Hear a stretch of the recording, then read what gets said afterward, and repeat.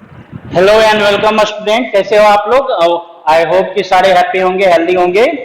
चलिए तो स्टार्ट करते हैं ये लेक्चर। इसमें थोड़े से दो चार प्रॉब्लम, जो टिपिकल प्रॉब्लम है वो छूट रहा है, गॉस लॉ से रिलेटेड है।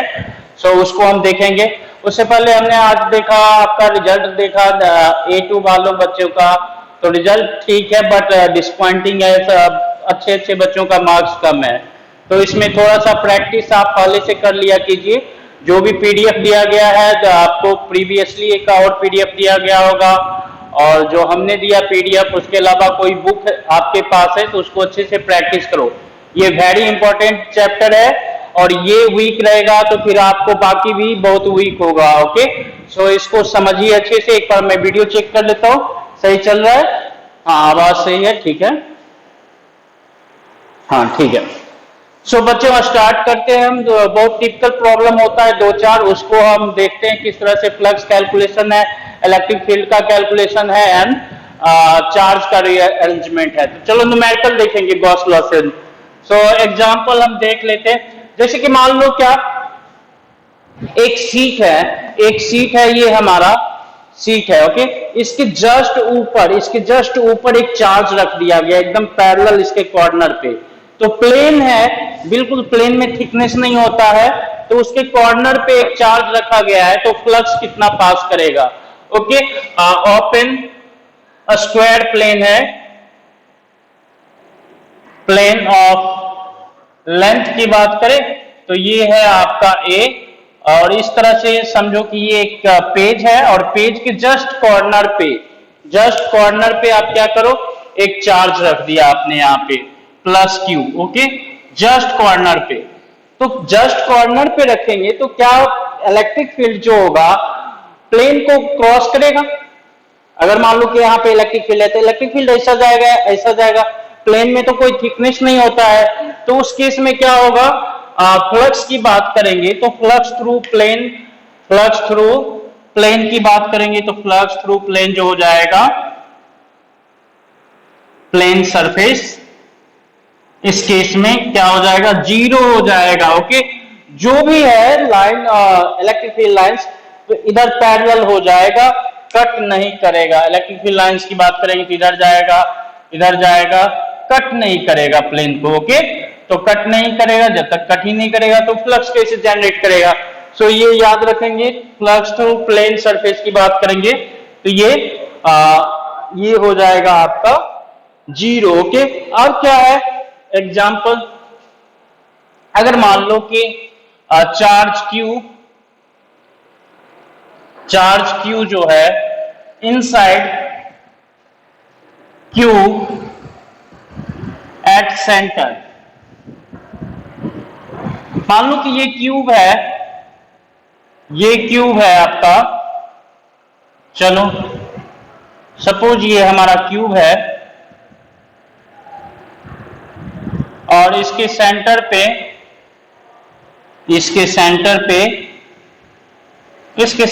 हम सपोज यहाँ पे एक चार्ज रख दिए। ओके, ये चार्ज है क्यू सेंटर पे।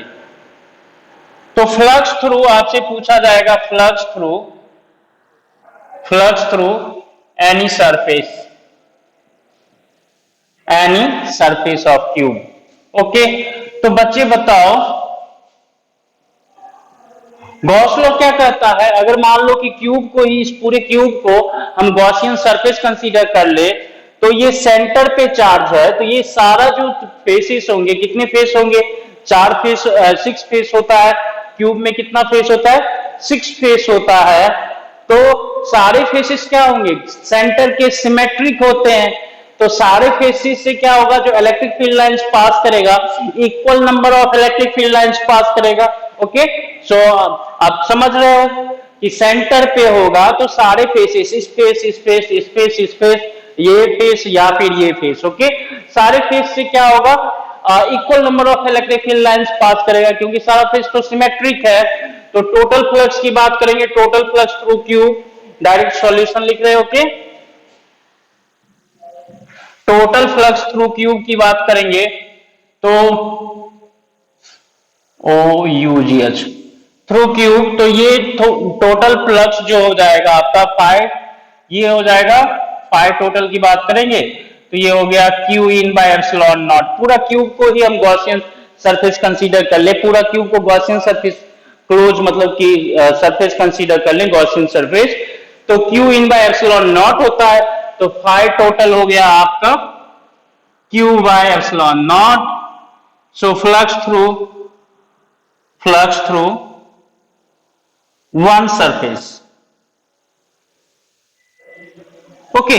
सो फ्लक्स थ्रू वन सरफेस की बात करेंगे, फाई सरफेस की बात करेंगे, तो ये क्या होगा, ये टोटल जो है ये total flux through all the 6 faces of cube, इस केस में जो होगा फ्लक्स थ्रू वन फेस की बात करेंगे तो 1/6 into Q by epsilon not. तो याद रखेंगे बच्चे, ये वेरी टिपिकल क्वेश्चन पूछा जाता है आपसे, तो Q/6 एप्सिलॉन नॉट, ओके, सब जगह पूछा जाता है, वेरी टिपिकल क्वेश्चन है, इसको याद रखेंगे। एक फेस से क्या होगा Q/6 एप्सिलॉन नॉट, पूरे क्यूब से क्या होगा Q बाय एप्सिलॉन नॉट। तो ये याद रखेंगे। तीसरा क्या है, अब इसमें इस केस में अगर मान लो कि हमारा क्यूब है, ओके, सो क्यूब है इस तरह से, और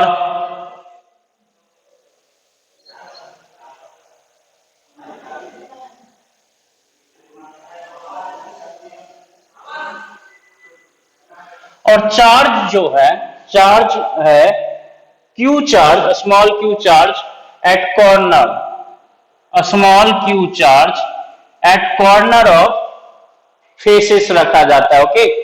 सो ये small Q charge corner of Q placed at corner of Q, तो यहां पे सबका नाम भी दे देते हैं, A B C D E F G H, okay, तो डिफरेंट फेसेस हो गए। अब देखो ये जो है कॉर्नर, ये कॉर्नर पे अगर चार्ज रखा हुआ है तो ये फेस एच जी एफ ई, एक फेस ये एच जी एफ ई और दूसरा फेस ये बी जी एफ सी, दूसरा फेस ये बी जी एफ सी और तीसरा face A B C D, तीसरा face A B C D नहीं, तीसरा फेस जो है आपका कौन सा है, एक तो ये है ए बी जी एच, ये वाला face A B G H, दूसरा है H G F E, H G F E, H G F E, A B G H और ये है आपका बी जी सी एफ। ये तीन प्लेन है, तीन प्लेन के देखो तो कॉर्नर पे रखा हुआ है, तो अगर किसी प्लेन के कॉर्नर पे चार्ज रहता है तो फ्लक्स थ्रू दैट प्लेन क्या हो जाता है, जीरो, जस्ट इसके पीछे जो बताया था। तो ये तीन सरफेस जो ऊपर वाला, ये वाला और इसके एक साइड वाला जो है बी जी सी एफ, उससे तो कोई फ्लक्स नहीं होगा, लेकिन इलेक्ट्रिक फील्ड एंटर करेगा तो ये face A H E F जो इस कॉर्नर से लगता हुआ नहीं होगा, डी सी एफ ई ये और ए बी सी डी, ये तीन फेस जो है A B C D. Again देखो हम बात कर रहे ए बी जी एच, इससे एच जी ई एफ, इससे और बी जी सी एफ, इस तीनों से क्या होगा, कोई फ्लक्स नहीं होगा। अभी देखा आपने कि एक पेज है, पेज के कॉर्नर पे रखते तो इलेक्ट्रिक फील्ड कट नहीं करेगा, पैरेलल टू प्लेन क्रॉस करेगा लेकिन कट नहीं करेगा, ओके। सो ये जो कॉर्नर से लगा हुआ फेस होगा उससे तो फ्लक्स हो जाएगा जीरो, और जो कॉर्नर से लगा हुआ नहीं है उससे फ्लक्स होगा, उसको कट करेगा इलेक्ट्रिक फील्ड, ओके। सो इस केस में देखेंगे तो इसको हम कैसे समझते हैं, गॉसियन सरफेस का कंसीडरेशन करते हैं। मान लो कि यहाँ पे चार्ज है, तो यहाँ पे चार्ज है, तो एक ये क्यूब है, तो एक क्यूब है, तो एक क्यूब इधर, एक क्यूब इसके बाजू में, एक क्यूब इधर, मतलब 4 क्यूब, तो ये 4 क्यूब नीचे और फिर 4 क्यूब ऊपर रख दो। तो अब क्या हो गया, ड्यू टू सिमेट्रिसिटी एक बड़ा वाला क्यूब बन गया, ड्यू टू सिमेट्रिसिटी क्या हो गया, एक बड़ा वाला क्यूब बन गया। अब ये क्या है, ये चार्ज जो यहाँ पर है वो बड़े वाले क्यूब के सेंटर पे है, वो क्या है, बड़े वाले क्यूब के सेंटर पे है, तो वो बड़े वाले क्यूब के सेंटर पे है, तो ये क्या होगा, बड़े वाले क्यूब के एक किसी भी फेस से कितना इलेक्ट्रिक फ्लक्स होगा, तो एक फेज से Q by epsilon not 6 epsilon naught, total तो Q by epsilon naught through out cube. अगर मान लो एक यहाँ पे चार्ज रखा है तो हम क्या करेंगे, एक चार्ज यहाँ पे रखा हुआ है तो एक डस्टर इधर और एक डस्टर इधर लगा दिया, फिर एक डस्टर इधर गैप बन रहा है तो चार मतलब कि डस्टर नीचे हो गया और फिर चार ऊपर रख दो, तो ये क्या हो जाएगा, ये कॉर्नर जो है centre point of bigger cube बन जाएगा। तो centre point of bigger cube की बात करेंगे तो टोटल फ्लक्स थ्रू बिगर क्यूब तो हो जाएगा Q by epsilon naught. Total flux through bigger cube क्या हो जाएगा, क्यू बाय एप्सिलॉन नॉट। और flux through one face of bigger cube हो जाएगा क्यू बाय 6 एप्सिलॉन नॉट। लेकिन अब देखो आपने क्या रखा है, एक क्यूब इधर और एक क्यूब ऊपर, फिर एक क्यूब इधर, फिर एक क्यूब इधर है, तो एक फेस को देखोगे तो कितना होगा, ये छोटा वाला क्यूब का 4 फेस के इक्वल हो गया, एक फेस बड़ा क्यूब का कितना हो गया, 4 फेस के इक्वल हो गया। समझ रहे हो आप? जैसे कि मान लो हम, फिगर बहुत कॉम्प्लेक्स हो जाएगा, आप सिंपली करके देखो, एक के कॉर्नर पे रखा, अब हम सिमेट्रिक गॉसियन सरफेस बनाना है तो एक क्यूब इधर और एक क्यूब यहां पर, फिर एक क्यूब यहां पे, 4 क्यूब बना दिया तो इसके सेंटर पे हो गया, और फिर 4 ऊपर से ढक दिया तो ये क्या हो गया, क्लोज गॉसियन सरफेस बन गया क्यूबिकल शेप में। अब ये बड़े वाले क्यूब से टोटल फ्लक्स होगा क्यू बाय एप्सिलॉन नॉट, और बड़े वाले क्यूब के एक फेस की बात करेंगे, चाहे ये फेस, चाहे ये फेस, चाहे ये फेस, चाहे ये फेस, चाहे ये फेस, चाहे ये फेस। ओके, सो किसी एक फेस से, जैसा इसमें देख रहे हो कितना होता है, क्यू बाय 6 एप्सिलॉन नॉट, तो बड़े वाले क्यूब के किसी एक फेस से हमारा फ्लक्स होगा क्यू बाय 6 एप्सिलॉन नॉट। और एक फेस कितना बनता है, छोटे क्यूब के 4 फेस के इक्वल हो गया। अगर मान लो कि हम इसको दिखाना चाहे, जैसे छोटा छोटा क्यूब बना के दिखाते, ओके, छोटा छोटा क्यूब बना के हम दिखाते, चलिए ठीक है, एक क्यूब बन गया। अब हमें क्या है, एक और क्यूब रखना है, एक और क्यूब रख दिए, ठीक है जी, ओके। सो ये देखो, ओके, सो ये हो गया दूसरा क्यूब, यहां पर आपने रखा हुआ है। अब इसको एक तीसरा क्यूब हमें चाहिए, तीसरा क्यूब चाहिए, तो इस केस में देखो इस तरह से तीसरा क्यूब बनाओ, हाँ ठीक है, तीसरा बना देते हैं। सो तीसरा क्यूब होगा,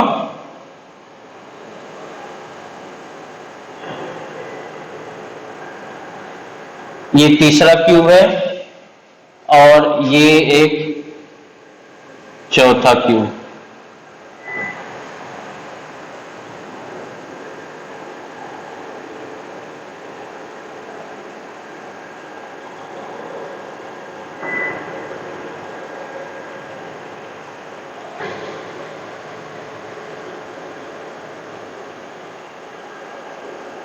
ओके, तो ये 4 क्यूब हो गया। अब इसके पीछे भी 4 क्यूब कंसीडर कर सकते हो, इसके पीछे 4 क्यूब, ये 4 क्यूब है, 4 क्यूब और इस पे लगा दिया तो क्या हो जाएगा, ये वाला पॉइंट जो है सेंट्रल पॉइंट बन जाएगा। ओके, सो इस केस में make consider an Gaussian surface cubical Gaussian surface after placing extra 7 cube to make an bigger cube of edge length twice that of a smaller cube.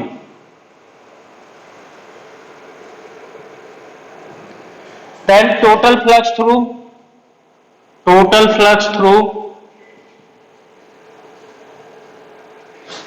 Bigger cube की बात करेंगे तो ये हो जाएगा,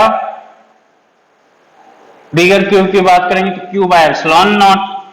उसके बाद flux through any surface of bigger cube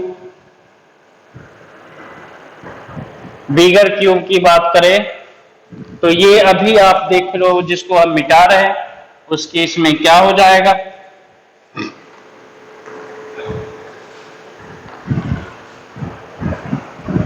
ये हो जाएगा आपका Q/6 एप्सिलॉन नॉट।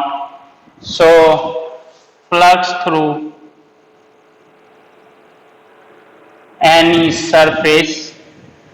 सरफेस तो नहीं होगा, यहां पर देखेंगे फ्लक्स थ्रू अगर यहां पे बात करें तो ये वाला जो तीन जो सरफेस है phi AB GH equal to, इसमें देखो यहीं पे लिख देते तो ज्यादा अच्छा रहेगा, फाई ये फेस जो है जो कि कॉर्नर से अटैच्ड है, ये फेस BGFC कॉर्नर से अटैच है, HGFE कॉर्नर से अटैच्ड है, जो कॉर्नर को कंजिस्ट कर रहा है उस फेस से उस प्लेन से फ्लक्स तो क्या होगा जीरो, इस यहां पर जो प्रीवियस प्रॉब्लम था। सो उस केस में ये हो जाएगा फाई ABGH फाई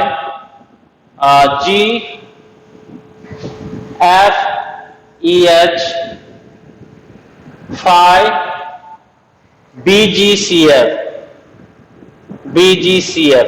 ये क्या होगा जीरो, और फ्लक्स थ्रू एनी सरफेस की बात नहीं करेंगे, फ्लक्स थ्रू सरफेसेस नाम इसलिए दे दिया आप याद रखेंगे, जो इस कॉर्नर को कंजेस्ट नहीं करता उससे होगा, और उससे कितना होगा 1/4 ऑफ दिस, क्योंकि अगर ये कॉर्नर है तो आप एक डस्टर यहां ऐसे लगाओगे, एक मान लो कि इसको कॉर्नर है, एक डस्टर ऐसा लगाया और फिर दो यहां पर और फिर दो डस्टर यहां पे, फिर दो डस्टर इधर नीचे, दो डस्टर इधर, पूरा क्यूब को मतलब सेंटर को बीच में, ये कॉर्नर को सेंटर पॉइंट बनाने के लिए आपको 7 एक्स्ट्रा क्यूब लगाना पड़ेगा, तो 8 क्यूब मिलके बड़ा क्यूब बनाएगा जो कि जिसका एज क्या होगा इसके एज से दुगना हो जाएगा। ओके, सो फ्लक्स थ्रू सरफेसेस की बात करेंगे तो ये हो गया आपका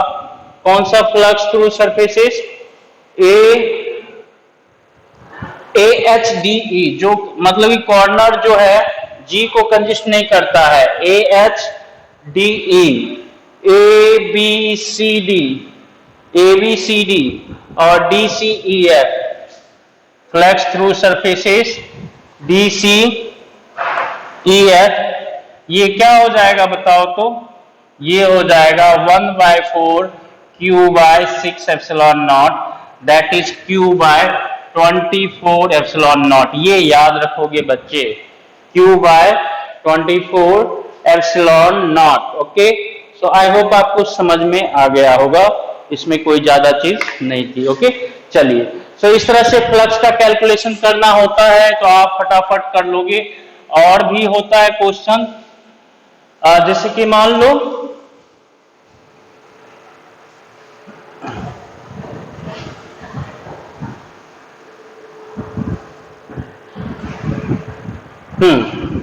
जैसे कि मान लें तो ये जो है जैसे फ्लक्स,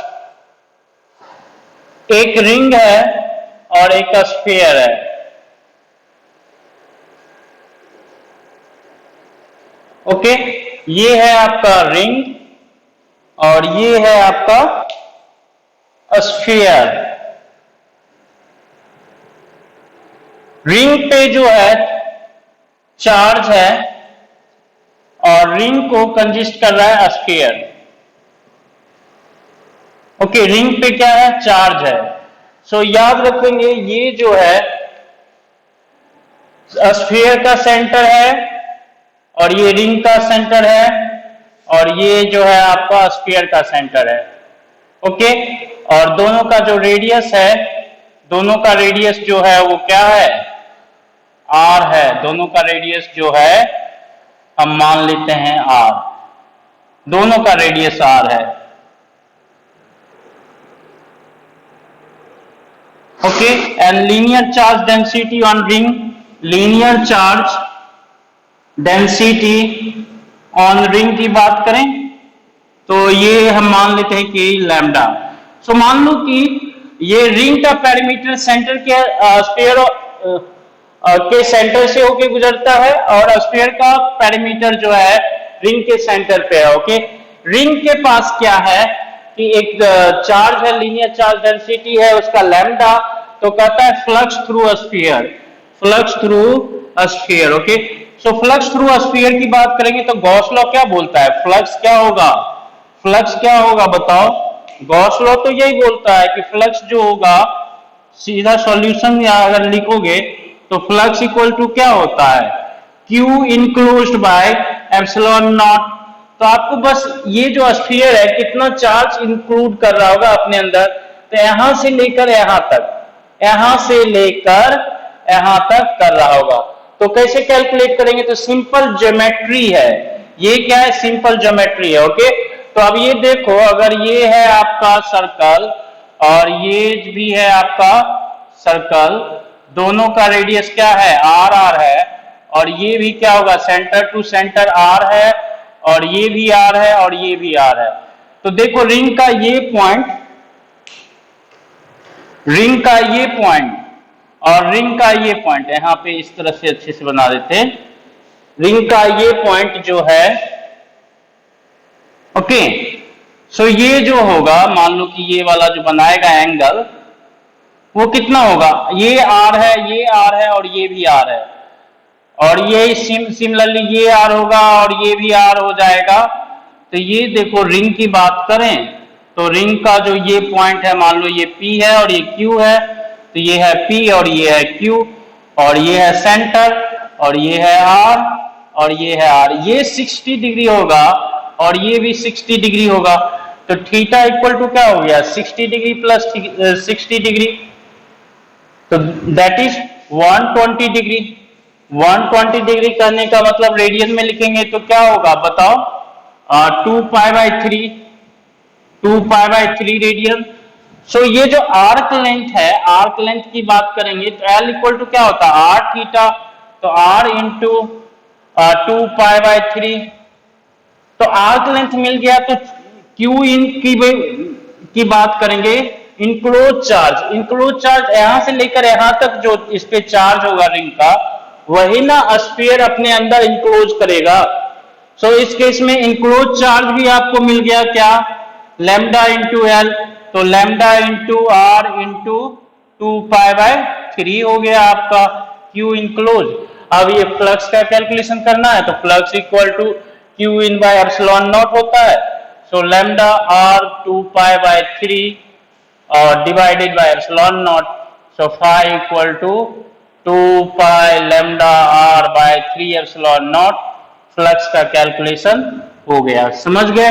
सो इस तरह के क्वेश्चन पूछे जाएंगे। एक रिंग है, रिंग का जो सेंटर, रिंग के सेंटर से स्फीयर पास हो रहा है, स्फीयर के सेंटर से रिंग पास हो रहा है, रिंग पे लीनियर चार्ज डेंसिटी है लैम्डा, तो स्फीयर के थ्रू फ्लक्स कितना होगा। तो सिंपली आपको ज्योमेट्री का हेल्प लेके क्यू इंक्लोज कैलकुलेट करना था और इसको कर लेते। ओके, ऐसा और भी हो सकता है फ्लक्स कैलकुलेशन के लिए।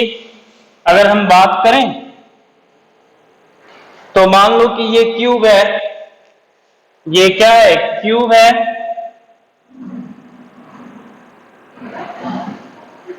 सपोज ये क्यूब है,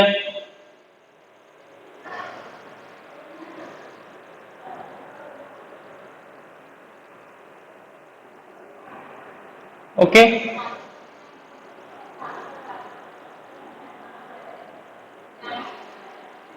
अब ये क्यूब एज लेंथ जो है इसका, एज लेंथ की बात करें तो ये ए है।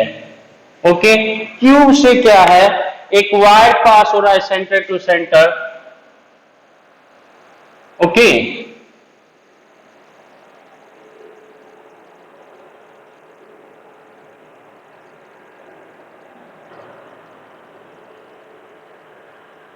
सो वायर पास हो रहा है सेंटर टू सेंटर और वायर पे जो है चार्ज है इस तरह से रखा हुआ।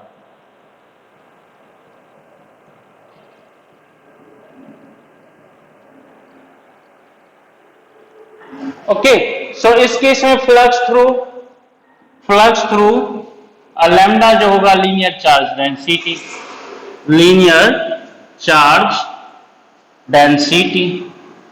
सो फ्लक्स थ्रू क्यूब पूछेगा, फ्लक्स थ्रू क्यूब, तो फ्लक्स थ्रू क्यूब लिखेंगे तो क्या लिखेंगे, simply phi equal to Q in by epsilon not होता है, यही कंसेप्ट हम यूज कर सकते।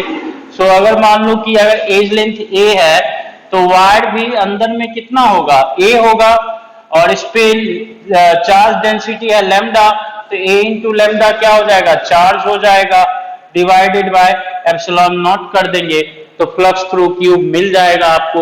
बहुत ही आसान था। ओके, सो ऐसे क्वेश्चन आप कर लोगे। भारी वाला क्वेश्चन तो पहले ही बता दिया है, भारी वाला क्या है, स्फीयर है, स्फीयर के सेंटर पे चार्ज है क्यू, और जो है एक सैडेड पोर्शन है स्फीयर पे, एक सैडेड पोर्शन है जो कि इस तरह से सेंटर पे मान लो कि 2 थीटा एंगल बनाता है या थीटा बनाता है, थीटा होगा तो हाफ एंगल जो ले लेंगे, कौन का हाफ एंगल, थीटा बाई 2, तो फ्लक्स थ्रू सैडेड रीजन। सो ये शायद पहले ही बता रखा है। तो इस केस में ये कोन जो है कॉनिकल शेप का जो बनेगा, वो कोन जो है यहाँ पे सॉलिड एंगल बनाता है क्या, 2 पाई 1 माइनस कॉस थीटा। और फ्लक्स की बात करेंगे तो अगर पूरा स्फीयर है Q at center of a sphere, centre of sphere, so ये सिंपल सा आप कर सकते थे इसको। स्फीयर पे है, हमने प्रीवियस वीडियो में भी बताया है, तो सॉलिड एंगल कैलकुलेशन करके ही, तो पूरा स्फीयर जो है उसका सॉलिड एंगल होता है 4 पाई और उसका टोटल फ्लक्स होता है Q बाय एप्सिलॉन नॉट। अब इसका सॉलिड एंगल जो है, ये वाला पेंटेड एरिया छोटा सा पॉट जो स्पॉट होता है फुटबॉल पे, पैच एरिया का सॉलिड एंगल होता है 2 पाई 1 माइनस कॉस थीटा। इसको आप आसानी से कर सकते हो। याद रखेंगे कोन के शेप में भी, कोन के शेप में भी अगर ये कोन है, एग्जाम्पल इसको भी समझो, यहाँ पे चार्ज है, सो कोन के बेस से दोनों का सेम एग्जाम्पल, सेम सॉल्यूशन है, कोन के बेस से कितना, मतलब कि flux through base of cone, इसको आप ये भी बोल सकते हो, फ्लक्स थ्रू पाई जो होगा, अच्छा एक बार में ही लिख देंगे, कोई दिक्कत नहीं है। सो ये पाई पाई कैंसिल, तो Q by 2 epsilon not 1 minus cos theta flux हो जाएगा, 1 माइनस, देखो थीटा क्या होगा, सेमी एंगल। ओके, सो ये अगर जो है थीटा है, ये क्या होगा, flux through base of cone. अगर मान लो कि कोन के वर्टेक्स पे इस तरह से चार्ज रखा हुआ है, तो ये इंपॉर्टेंट है, याद रखेंगे, पूछा जाता है, डायरेक्ट पूछेगा आपसे। ओके, IIT में पूछ सकता है, क्योंकि उसमें सॉलिड एंगल वाला कंसेप्ट है और भूल जाते हैं बच्चे, सॉलिड एंगल का कैलकुलेशन करने जाएंगे तो 2 पेज लगेगा। सो आपको ये याद रखना है, कोन का अगर मान लो कि जो स्लैंट एज है वो हाइट से थीटा एंगल बना रहा है, तो उस केस में सॉलिड एंगल जो बेस बनाएगा वो हो जाएगा आपका 2 पाई 1 minus cos theta. So I hope flux का कैलकुलेशन करना समझ गए।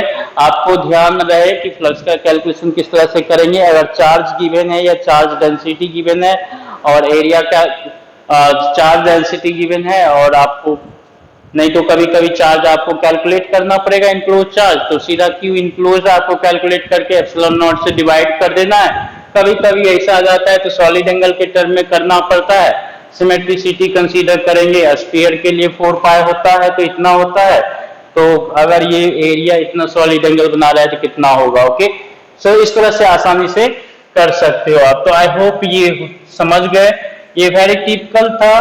बाकी तो जैसे कि मान लो Q1 Q2 Q3 है, डिस्क्रीट चार्ज है, तो वो वाला गॉसियन सरफेस से फ्लक्स लिखना आपको बता दिया गया था। आई होप कि आपको अच्छे से याद होगा, समझ गए होंगे ना। हम बात कर लेते हैं, एक इलेक्ट्रिक फील्ड से रिलेटेड क्वेश्चन अच्छा आता है, calculation of electric field. Okay, electric field ये वाला इन कैविटी। याद रखोगे, ये हमने आपको ग्रेविटेशन में भी बताया था, सेम फैशन में सुपरपोजिशन प्रिंसिपल पे बेस्ड होगा ये। क्या सुपरपोजिशन प्रिंसिपल का हम यूज करेंगे, सुपरपोजिशन प्रिंसिपल। ओके ठीक है जी। सो सुपरपोजिशन प्रिंसिपल का यूज करेंगे हम लोग। तो देखो यहाँ पे ये मान लो कि ये आपका स्फीयर है, sphere of radius capital R हम बोल देते हैं। अब इस केस में स्फीयर है और स्फीयर का सेंटर यहां पर है और एक कैविटी है।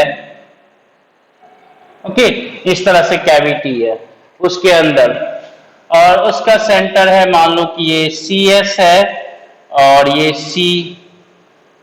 CC है कैविटी। ओके अब इसमें एक पॉइंट P है, P पॉइंट। सो इसमें electric field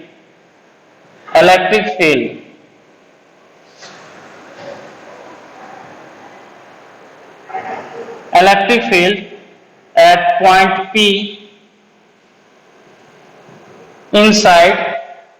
inside cavity।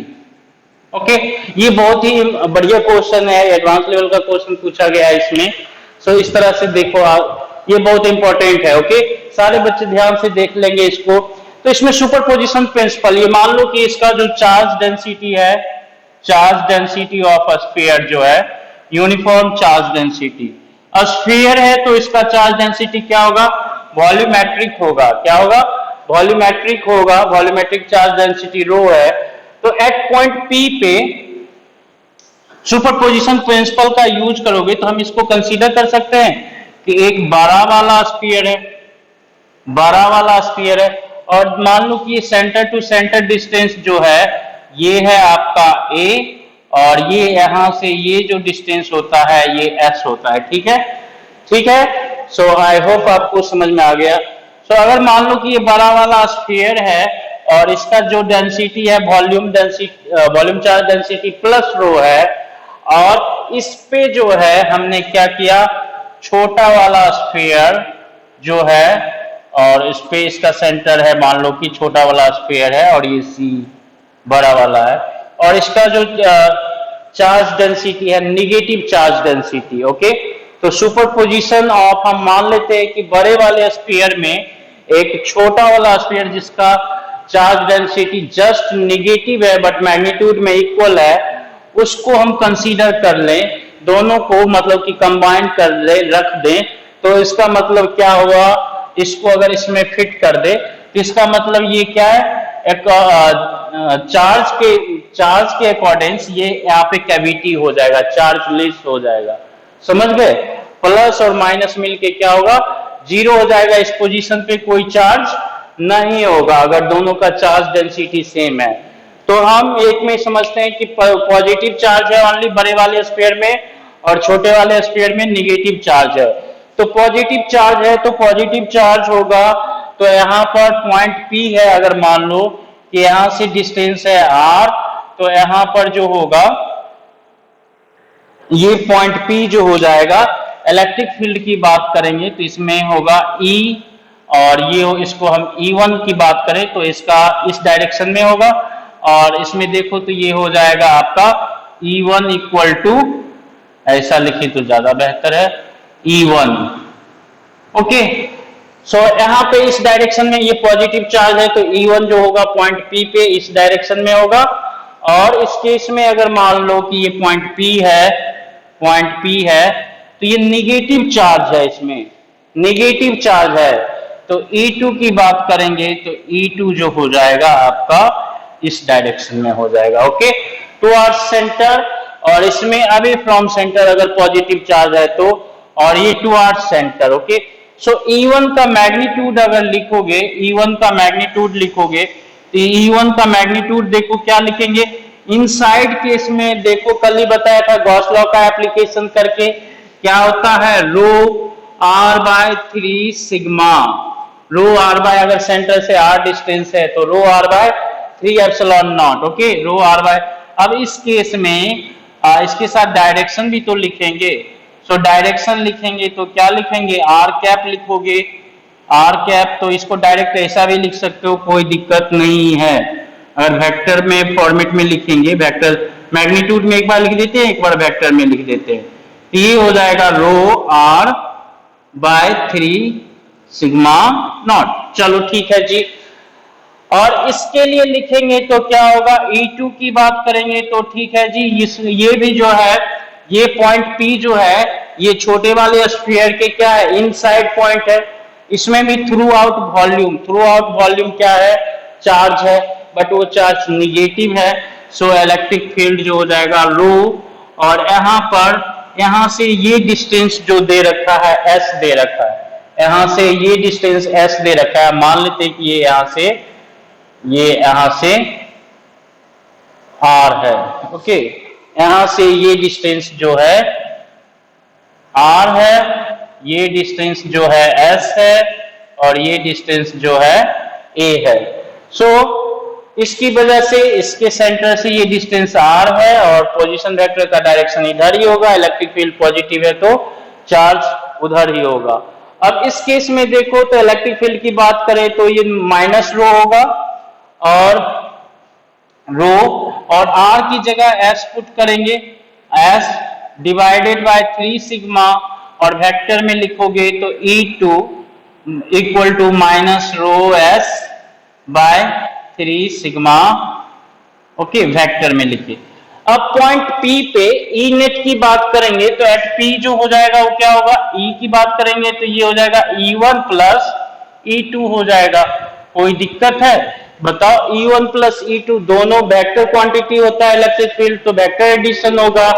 So E equal to क्या हो जाएगा आपका, E1 की बात करेंगे तो rho R by 3 epsilon not, rho R by 3 epsilon not, और ये जो होगा minus rho S by 3 epsilon not, ठीक है। सो ये देखो इसमें कॉमन हो जाएगा, ये rho by 3 epsilon not, rho by 3 epsilon naught R minus S। चलो अब ये आ गया भाई, ये आ गया, बहुत बढ़िया, बहुत सुंदर। चलो ठीक है भाई, आ गया आपको। अब देखो इस केस में, अब थोड़ा सा हम ये ट्रायंगल देखेंगे, वेक्टर पोजीशन वेक्टर का ट्रायंगल देखेंगे। ये R है, ये S है, ये A है, ओके।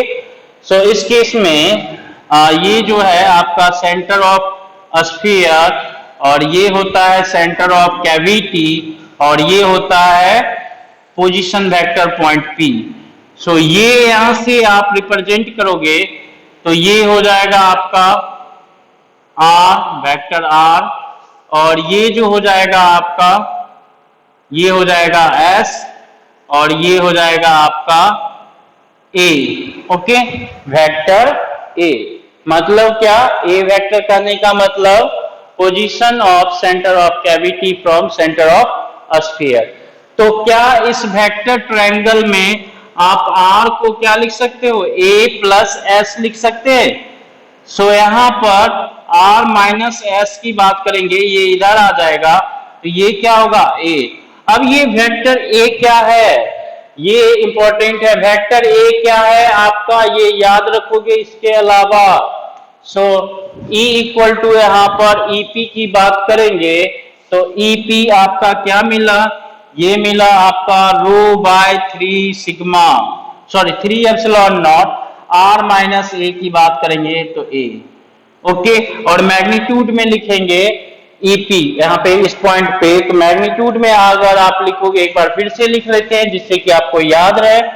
सो EP की बात करेंगे तो ये आना चाहिए आपका रो A बाय 3 सिग्मा, ओके। और EP की बात करेंगे तो रो A bye 3 sigma, okay.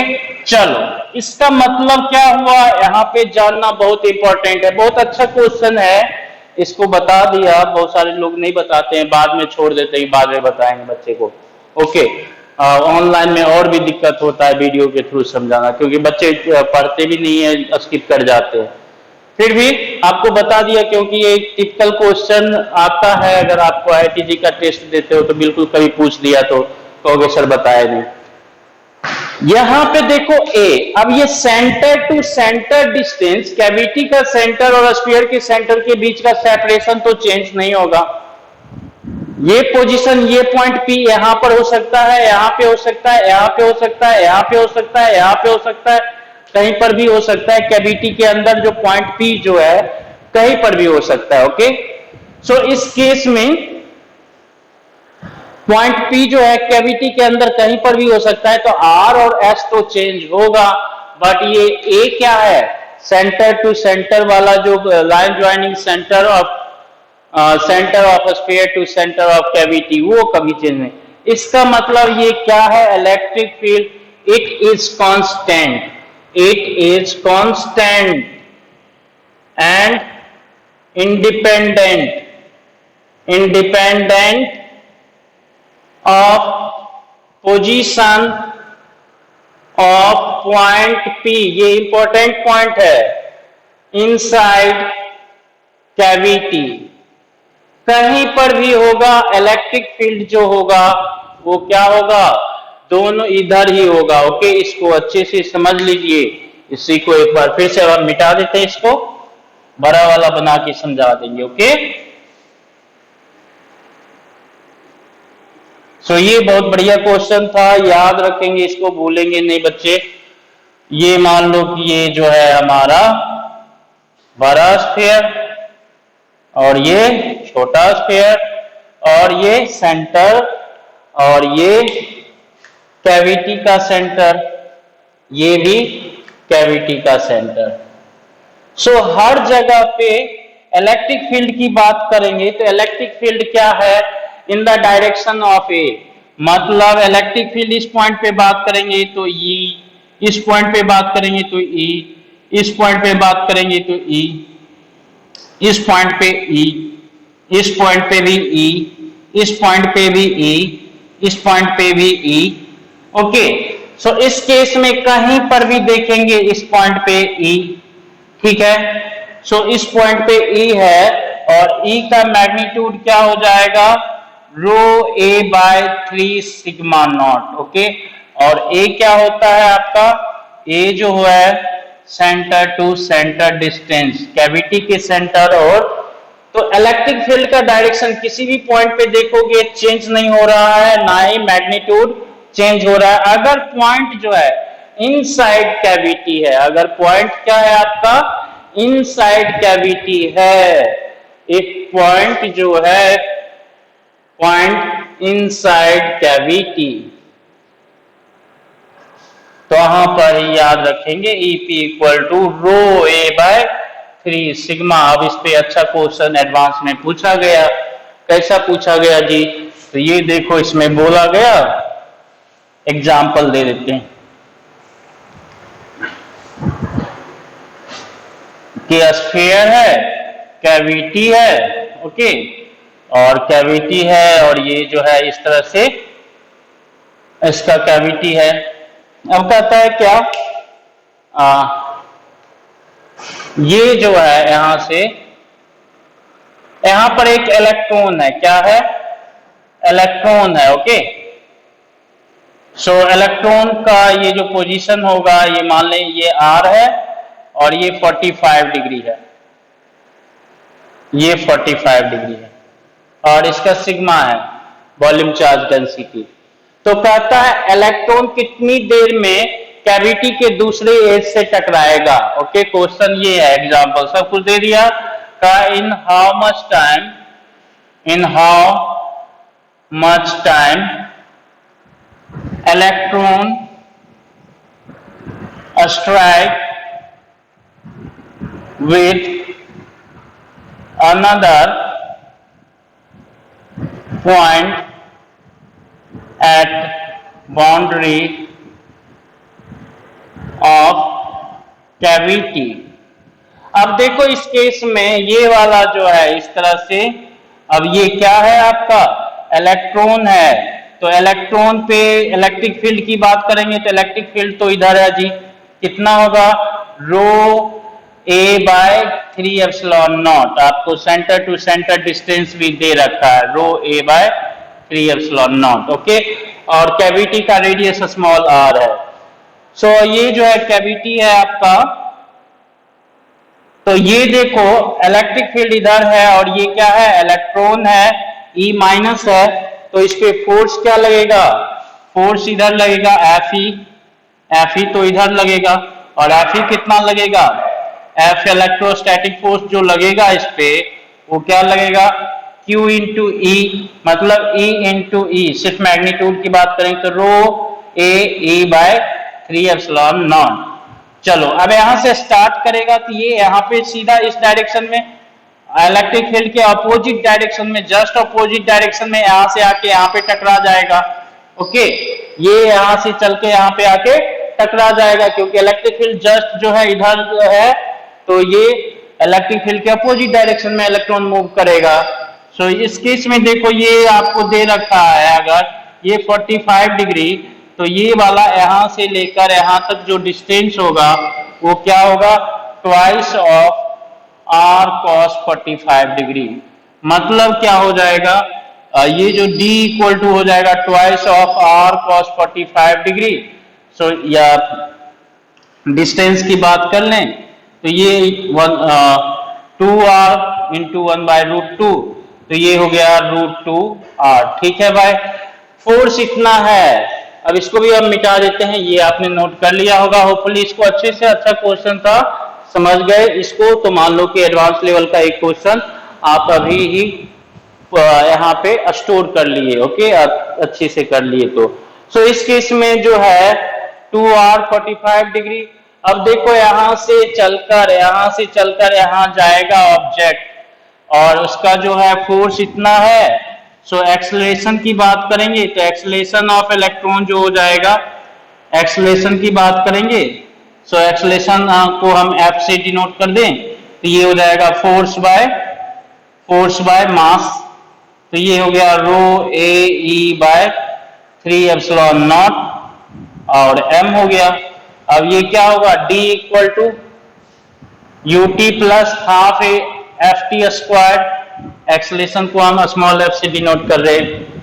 Okay, so u तो 0 है, तो d equal to 0 plus half F T square, तो t स्क्वायर इक्वल टू हो जाएगा 2d बाय एफ, और t इक्वल टू हो जाएगा time duration under root 2d by F. ठीक है जी।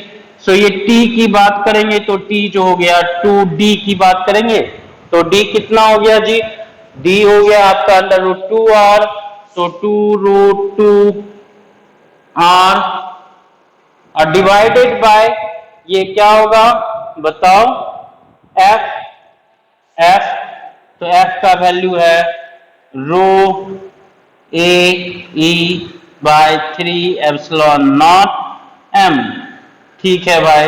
सो टाइम ड्यूरेशन कितना, यहां से यहां तक जाने में, मतलब यहां से यहां तक टकराने में कितना टाइम लेगा, तो ये वाला आपका मिल गया टाइम। ओके, सो हमने क्या किया, सिंपली इलेक्ट्रिक फील्ड कैलकुलेट करना था। इलेक्ट्रिक फील्ड के कारण इलेक्ट्रिक फोर्स लगेगा तो उसमें एक्सेलरेशन होगा। सो एक्सेलरेशन आपको पता है, तो ये डिस्टेंस ट्रेवल करने में अगर आप पता है तो ये वाला डिस्टेंस आप कॉर्ड लेंथ पता कर सकते हो। एंगल गिवन है आपको 45 डिग्री। ओके, सो टाइम आपको मिल जाएगा। तो ये एडवांस लेवल का क्वेश्चन था ये।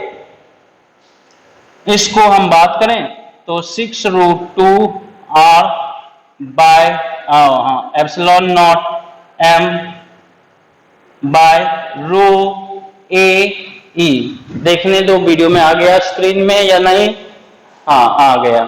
सो आई होप ये एग्जांपल समझ गए।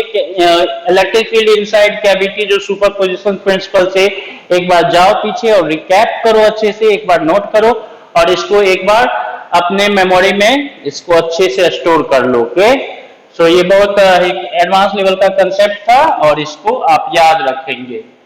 ना हम बात कर लेते हैं एक दो और टाइप का क्वेश्चन क्या होता है, किस तरह से पूछा जाता है, उसकी बातचीत कर लेते हैं। ओके, सो जैसे कि गॉस लॉ से ही बेस्ड होता है। अब सिंपली एग्जांपल दे दिया, अगर मान लो कि ये जो है आपका सीट है, इसका सीट है, अगर आपका प्लेन सीट है, प्लेन सीट, ओके, सो इधर चार्ज होगा। अगर हम बात करें तो इस तरह से इधर भी इलेक्ट्रिक फील्ड होता है इसका, सिग्मा बाय 2 एप्सिलॉन नॉट, और इसकी बात करें तो इधर इलेक्ट्रिक फील्ड होगा sigma bye 2 epsilon not E not कर दे। समझ गए? अब इसको हम किसी एक्सटर्नल इलेक्ट्रिक फील्ड में प्लेस कर दें, एक्सटर्नल इलेक्ट्रिक फील्ड में प्लेस कर दें।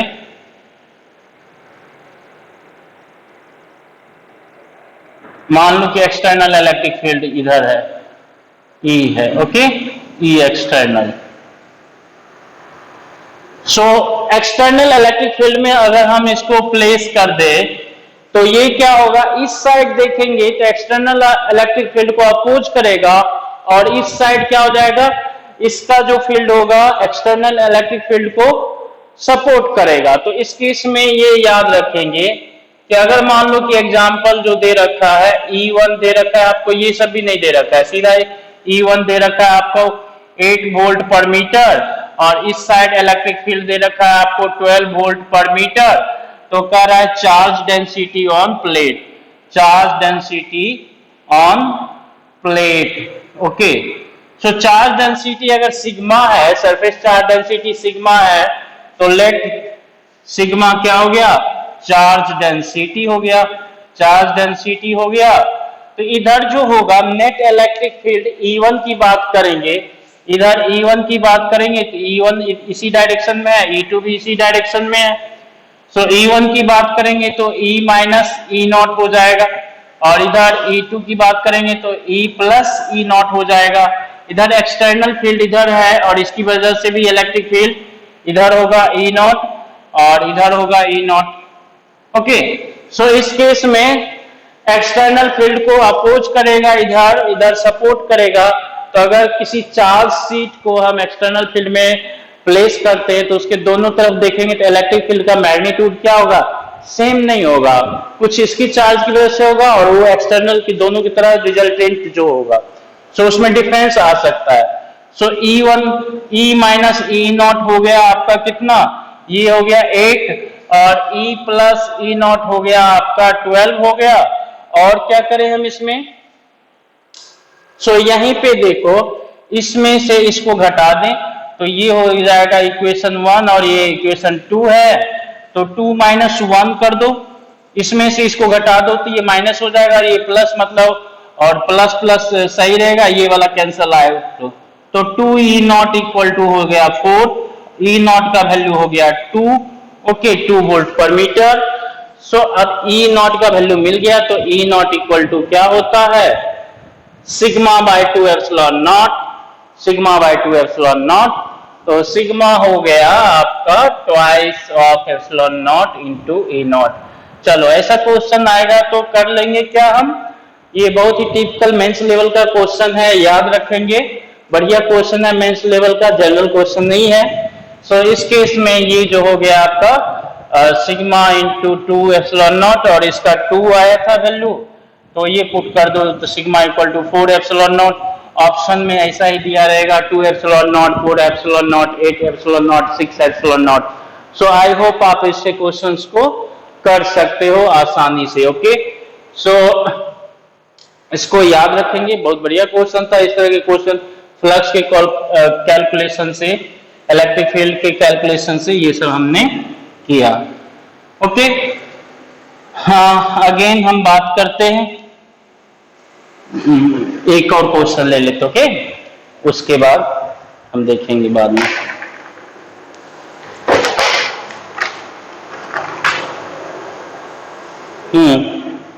कहता है an infinitely large layer of charge of uniform thickness P is placed normal to an existing uniform electric field. The charge on sheet alters the electric field so that it still remains uniform on both the sides of sheets, and assume values E1 and E2 as shown in figure. The charge distribution in layer is not uniform, expands only on the distance from its faces. Okay, find the expression for the force F per unit area experienced by charge layer, okay. सो इस case में कहता है charge layer जो है वो same नहीं है। So using Gauss theorem की बात कर लेते, सो ये हो जाएगा आपका क्या कहता है, infinitely large layer of charge of uniform thickness T is placed normal to existing. Okay, so the charge on sheet alter the electric field so that it still remain uniform in both the sides of the sheet. Assume value E1 in charge distribution in layer is not uniform and depend on the distance from its faces. Okay, so find the expression for force F per unit area experienced by charge layer. Okay, so इस case में देखो,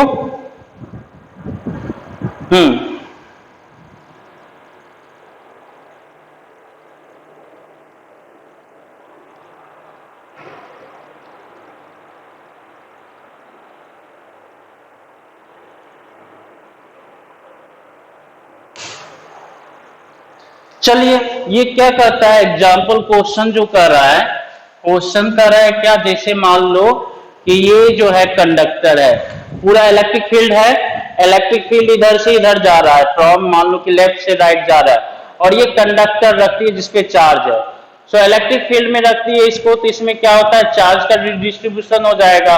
okay, कहता है uniform नहीं रहेगा। Okay, through out the, ये thickness है इसका, थ्रू आउट थिकनेस जो है चार्ज जो है यूनिफॉर्म नहीं रहता है। ओके, तो जो लेयर पे चार्ज है वो कितना फोर्स एक्सपीरियंस करेगा पर यूनिट एरिया, मतलब कि इस कंडक्टर है, कंडक्टर में फ्री इलेक्ट्रॉन्स होता है, तो उसमें क्या होता है, चार्ज का इधर से उधर रीडिस्ट्रीब्यूशन, या फिर इसका चार्ज है, इस पे चार्ज है थ्रू आउट, ये सरफेस क्या है, चार्ज है। ओके, सो ये थ्रू आउट चार्ज है और दोनों तरफ इसका जो है चार्ज डेंसिटी सेम नहीं है। ओके, दोनों तरफ चार्ज डेंसिटी सेम नहीं रह पाता है, तो इस केस में कहता है कि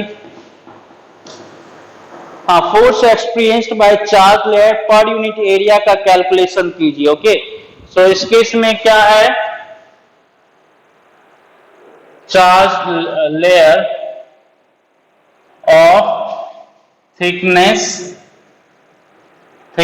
T placed in external electric field. Okay, so इस केस में देखो ये चार्ज लेयर है, इलेक्ट्रिक फील्ड में प्लेस है, मान लेते हैं इस पे इधर प्लस होगा, और ये जो है यूनिफॉर्म नहीं है, ये यूनिफॉर्म नहीं है, दोनों तरफ सिग्मा नहीं है। चलो ठीक है जी, सो इस केस में हम मान लेते हैं कि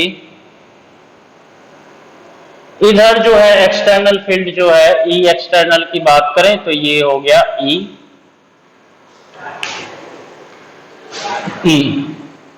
चलो जी, सो इस केस में इधर E1 होगा, तो E1 इक्वल टू क्या हो जाएगा, यहाँ पे बात करो अगर तो ये जो होगा E1 की बात करें, हाँ क्वेश्चन में दे रखा है ना कुछ, तो एक सेकंड पढ़ने दो इसको।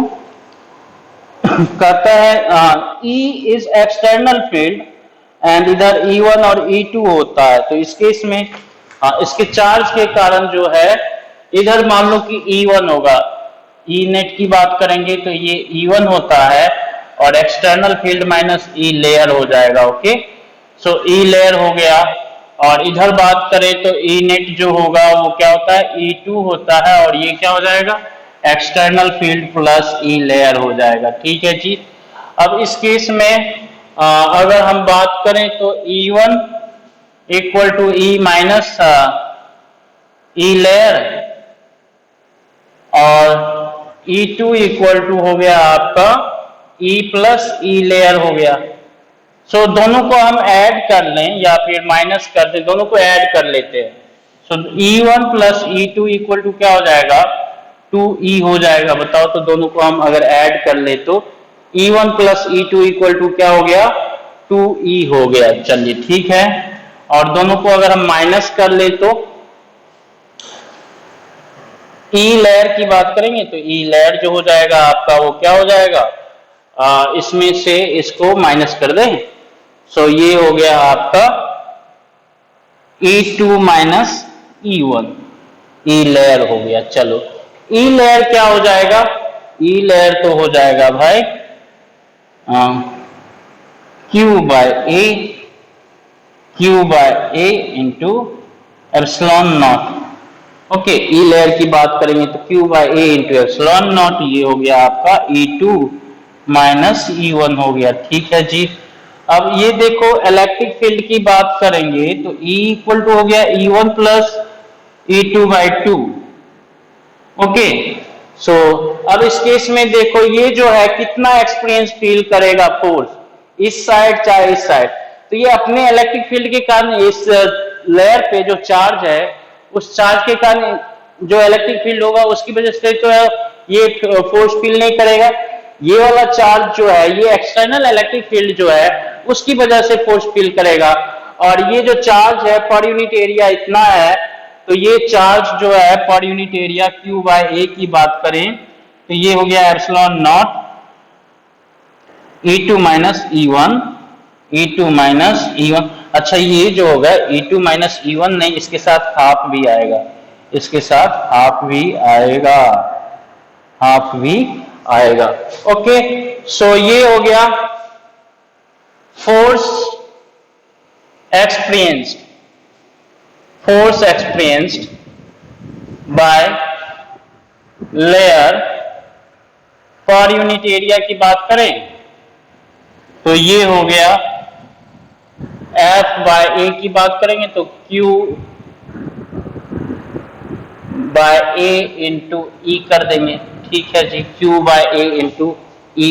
सो Q बाय ए तो हो गया आपका क्या, half epsilon not E2 minus E1 and into E की बात करेंगे तो E जो हो जाएगा E1 प्लस E2 बाय 2।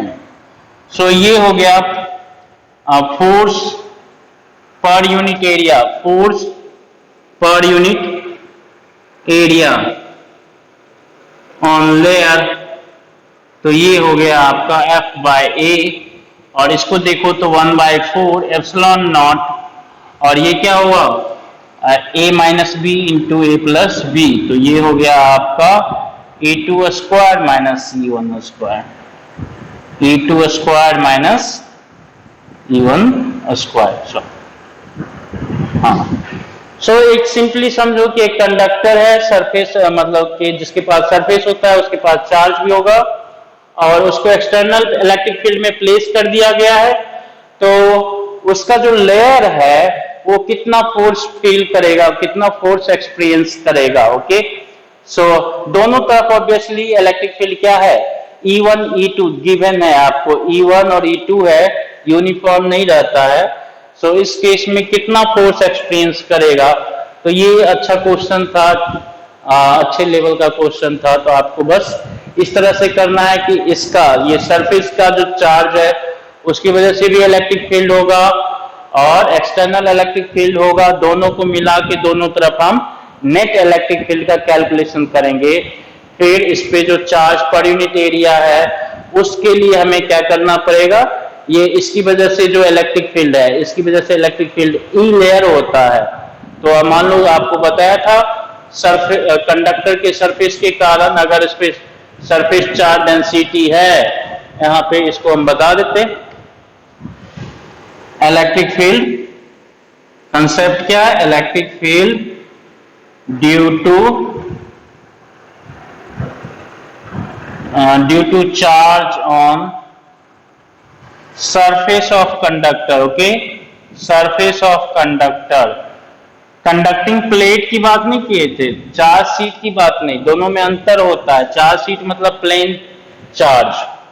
अब यहाँ पे इस तरह से कंडक्टर है, सो कंडक्टर की बात करेंगे तो अगर इस पे चार्ज डेंसिटी, अगर सरफेस का चार्ज डेंसिटी जो है सिग्मा होता है, सिग्मा होता है, तो इलेक्ट्रिक फील्ड जो होता है सिग्मा बाय एप्सिलॉन नॉट होता है। हमने डिराइव करवाया है आपको गॉस लॉ में।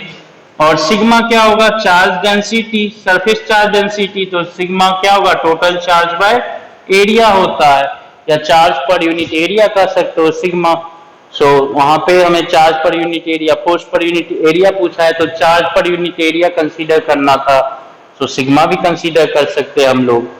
ओके, सो आई होप आपको ये समझ में आ गया ये 3-4 अच्छे अच्छे क्वेश्चन थे जिसको हमने मेंशन कर दिया। जिसको नहीं बताता तो आपको बिल्कुल भी हवा नहीं लगता। तो चलो गॉस लॉ हम इतना कर लिए हैं। अब आप लोग प्रैक्टिस करोगे, आपको न्यूमेरिकल हम और भी सेंड कर देंगे, और जो आपको पीडीएफ या बुक है उसको उससे प्रैक्टिस कीजिए। और हम कल से इलेक्ट्रिक पोटेंशियल स्टार्ट करेंगे। आई होप आपको समझ में आया होगा, अच्छा लगा होगा। इसको प्रैक्टिस कीजिए। इलेक्ट्रोस्टैटिक्स इंपॉर्टेंट चैप्टर है, इसको मिस करेंगे तो बहुत बड़ा मिस्टेक हो जाएगा। पूरा फिजिक्स 12th का मतलब कि इलेक्ट्रोस्टैटिक्स अगर वीक है तो पूरा फिजिक्स पार्ट 1 तो कम से कम वैसा ही हो जाएगा। सो आप लोग मेहनती हो, अच्छे बच्चे हो, सो बिल्कुल आप इसको एक एक न्यूमेरिकल्स को या कंसेप्ट को लिख के याद करोगे और अच्छे से करोगे, ठीक है। और बहुत सारे बच्चों को मार्क्स कम आया, तो आप प्रैक्टिस, आपसे रिक्वेस्ट है कि प्रैक्टिस कीजिए। आपका जो भी बुक है उससे अभी फंडामेंटल लेवल का कोई टेस्ट हुआ था, कोई हार्ड क्वेश्चन उसमें नहीं था। उसके क्वेश्चन कम से कम एक हफ्ते में एक बार टेस्ट होता है, तो 1 घंटे 2 घंटे सिर्फ क्वेश्चन चेक कर लीजिए किस तरह के क्वेश्चन पूछे जाते हैं। ओके, बढ़िया बढ़िया जो आईआईटी का क्वेश्चन पूछा जा रहा है उस कंसेप्ट पे तो हम बता ही देते, बस आपको उसके अलावा भी वैरायटी होता है। आदमी क्या होता है, बहुत अच्छा अच्छा क्वेश्चन करता है, फिर वो चिंदी वाला क्वेश्चन में ही प्रैक्टिस नहीं करता है, देखा नहीं होता है, तो उसमें ही फंस जाता है। तो मैं अच्छा क्वेश्चन करवा देता हूँ बोर्ड पे, अच्छा क्वेश्चन बिल्कुल नहीं छूटेंगे आपसे, लेकिन वो जो जब तक प्रैक्टिस नहीं कीजिएगा तो कम मतलब कंसेप्ट वाला क्वेश्चन में भी फंस जाओगे। सो आप लोग इसको प्रैक्टिस करो अच्छे से। चलिए फिर मिलते हैं आपसे नेक्स्ट क्लास में। तब तक के लिए आप लोग हैप्पी रहिए, हेल्दी रहिए, स्वस्थ रहिए, मस्त रहिए, हंसते रहिए, मुस्कुराते रहिए। Thank you.